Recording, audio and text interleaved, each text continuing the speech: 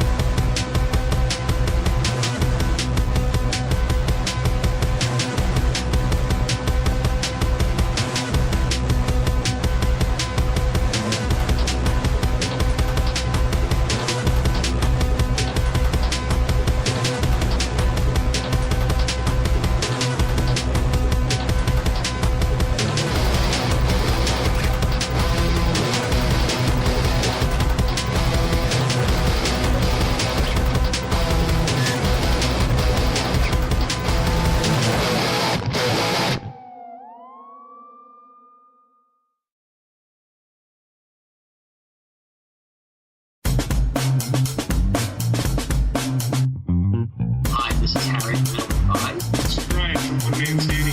This is Meg from Shit to the Sun. This is Jess from She Was Loud. You're listening to Dr. Bones. Dr. Bones and Mike, Dr. Bones and Mike. And you're listening to New Music Saturday. This is Martin from Ability Rock. JJ from Juxta. Hey, this is Leslie And Jason. of The Sweetest Condition. New Music Saturday. Music Saturday. New Music Saturday. New Music Saturday. And you're listening to New Music Saturday. New Music Saturday. Dr. Bones and Mike. New Music Saturday.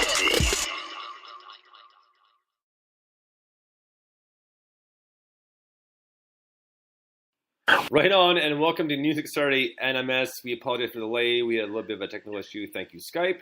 But we are live as myself, Dr. Bones, and the guitarist everyone wished they were, MikeFive. What's going on, Mike? Good evening. I'm living the dream. How are you?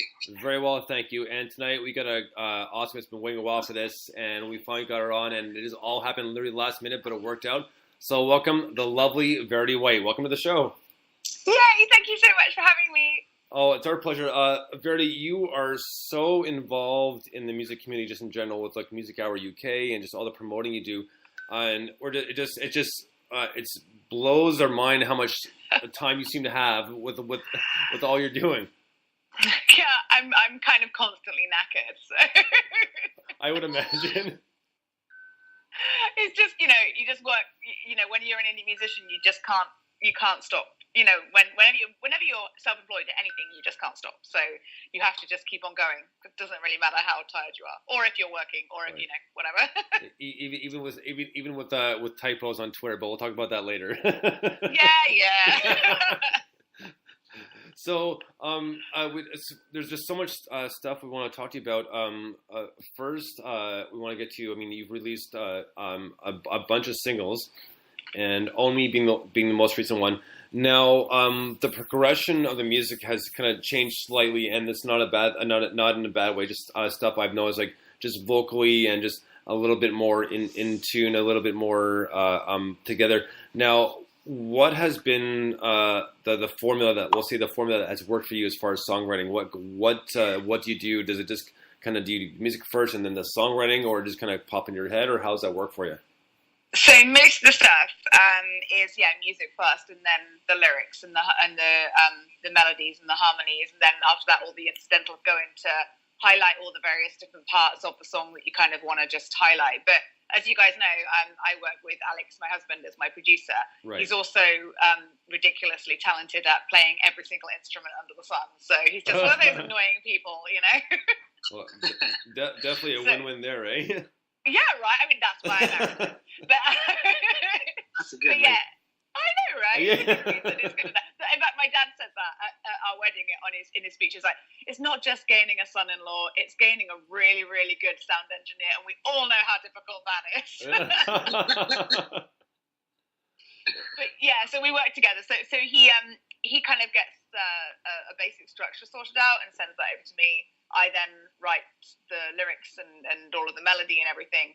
I sort of send that back over to him. Then we get into the studio, lay it all down, and then sort of talk through kind of what we might want here and there to make it sparkle. Now, does he, besides the mixing and producing, does he do any instruments on the albums at all, or is it just like just the background mixing and producing? No, he plays every single instrument on the album. That's awesome. He's so annoying. Yeah, he is that annoying. I know. I mean, so he's trumped. So my keyboard player, who happens to be my brother, so I can't marry him. My keyboard player, not that I would want him, right? But my keyboard player is. I mean, we've been in bands together where he played the guitar, electric or acoustic guitar. He plays the violin. He plays the mandolin. He plays obviously piano and keyboards, which he plays on this. He picks up stuff and he goes, oh, I think that's in this tuning, I can make, and he does stuff, whereas I'm just there like bending notes going, is this bluesy? If I go, like, that doesn't really work like that with cello. I'm like, I can play guitar a bit, but I would never make anyone listen to it. Basically, I play it and I'm trying to get better at it, and I've been doing a few kind of odd acoustic covers and stuff just to try and get myself better, because I figured that if I'm forcing myself to put it out there, then I'm forcing myself to not be quite as bad at it.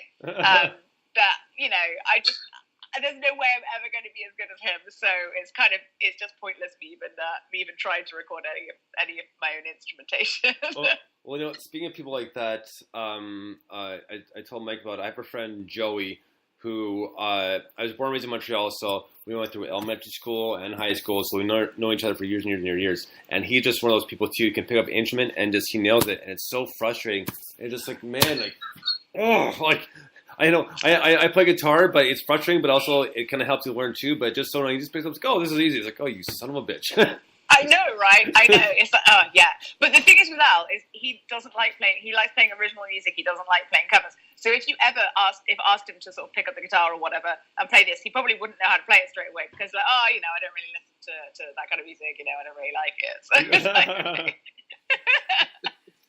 but well, yeah, he is super annoying. Yeah, well, speaking of Alex, you guys tied the knot just recently and had a great honeymoon. I mean, we've seen a lot of the pictures that you posted, obviously, and yeah, I'm very happy. I mean, I think that you've had so much going on. I mean, I'm surprised you had time to sleep at all.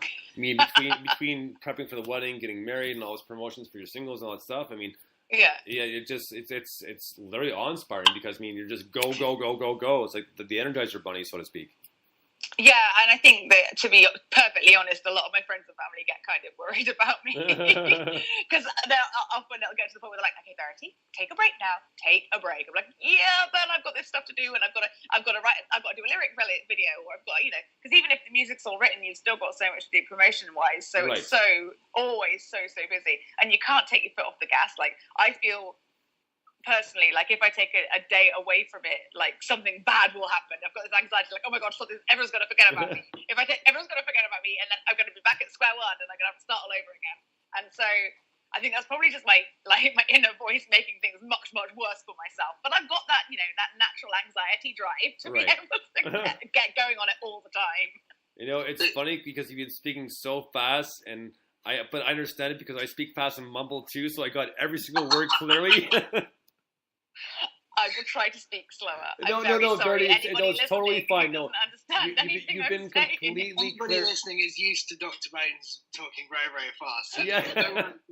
But I'm just going to try and get a word in edgeways here between the two of you, if I may. So, one thing I was going to say, I mean, I love the motivation and the drive and the effort that you put in. You know, I've said before many times, my band's, we're very motivated and driven, but we also take ages to do anything, and we take our time. You know, I always admire these guys like you and Lemonade Kid we had on recently, and Diesel Man, and, you know, loads of people that just go, let's put stuff out every week, and I don't know how you do it.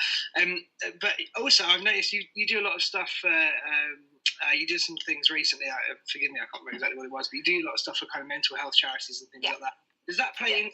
Because it is a kind of, you're always walking on a seesaw when you do that, aren't you? There's always a little bit of, if you go too far one way or the other, actually you can end up in a bad place. So I really respect that you're doing that. But tell us about what you've been doing for mental health charities and stuff that you're involved in with that. Yeah, so I try to get involved whenever possible with campaigns that are working towards mental health, and just sort of sharing and making sure that people feel that I'm a safe person to be able to talk to.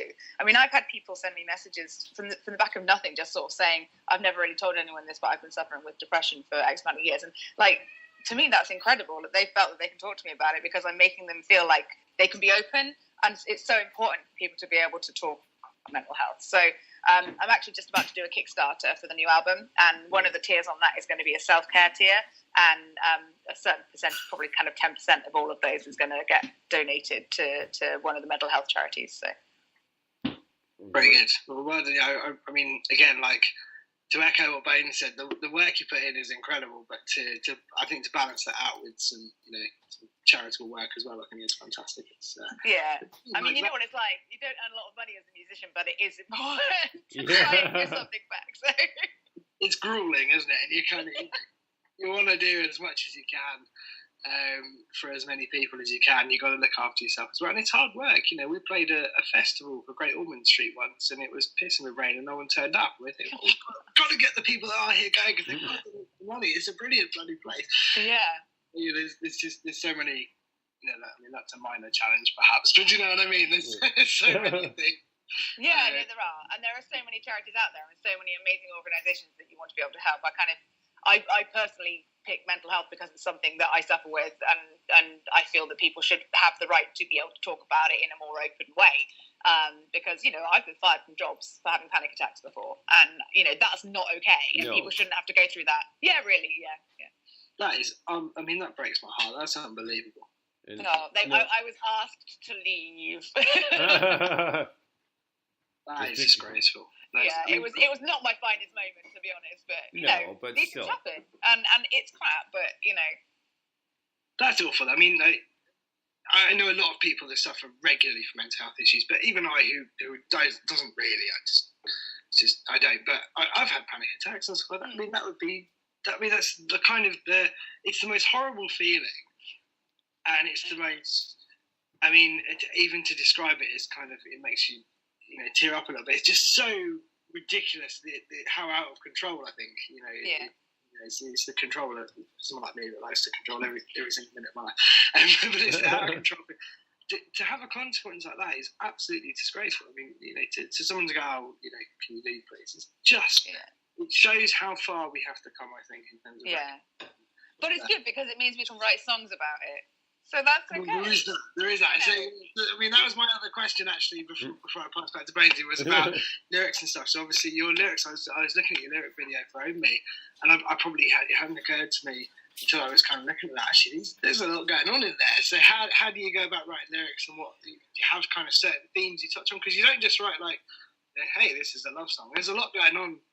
Yeah, I think I definitely do use my music to process a lot of the stuff that's gone on in my life. And so every single one of the songs will have something true about them that's actually happened to me. Or, sometimes it's happened to a friend, but something that I can relate to. So they all come from an element of truth. And so, a lot of the songs have got a lot of depth in them. So some of them, for example, I Don't Care, it sounds like a classic drinking song. Like, it's all like, it's really fun. But it's actually all about how I basically spent my whole time at university completely pissed and out of control. And actually I was doing it because I was so mental, I didn't know how to cope with things. So, if you can make a song that's catchy but also has good lyrics, then that for me is a bonus. So. Well, you know what, Verity, it's funny you mention that, just because this has got to do with drinking, not necessarily the university, but when my girlfriend Kim and I first got together, and Mike and I talked about this a few times because it was funny. Because have you ever seen the movie Old School? Yeah. Okay, so the very first time she picked me up for a party, I was going to a buddy's kind of going away party / starting a new job, and she said, "Okay, well, I'm going up for a coffee with a friend." I said, "Okay, could you please pick me up? If not, I'll take a cab, no problem." She said, "No, I'll pick you up." And then before she agreed to it, she said, "So help me God." So said, "If you show up in my car naked and ask me if KFC is still open, because I will keep driving." Tell me you did, though, because that would have been amazing. No. Instead, I tripped downstairs and kind of did like a slide on my side of my face, got all mud and a little bit of scrape. So classic. So not new, but.